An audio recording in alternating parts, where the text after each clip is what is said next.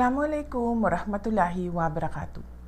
Madayaw mayong adlaw kaninyong tanan. Magandang araw sa inyong lahat.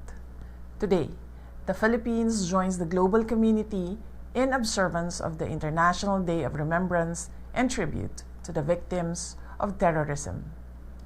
Our nation knows the true cost of terror.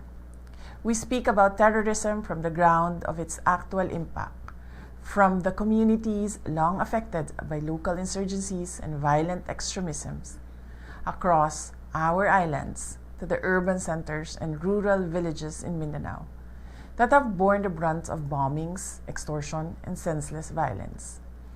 Hindi lamang pansamantalang pinsala ang dulot ng terorismo. Sinisira nito ang takbo ng buhay ng susunod na henerasyon. Para sa maraming pamilyang Pilipino, ang banta ng karahasan ay hindi kwento ng nakaraan, kundi isang realidad.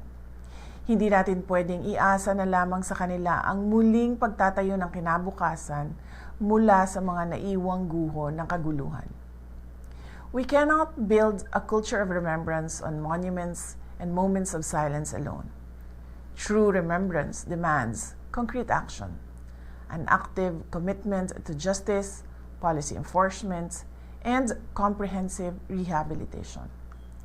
A state that honors its victims must take absolute responsibility for securing its borders and rebuilding what was destroyed. We owe it to every displaced family and every disputed community. Ang pagtiyak sa kaligtasan ng ating mga komunidad, pagtatanggol sa kapakanan ng ating mga kabataan, at pagbibigay ng sapat na suporta upang makabangon ang bawat biktima. Ito ang tanging paraan ng pag-alala na may tunay na kahulugan. Mga kababayan, mahalin natin ang Pilipinas. Ibalik natin ang tapang at malasakit. Ang lahat ng ating ginagawa ay para sa Diyos, sa bayan, at sa bawat pamilyang Pilipino. Syukran.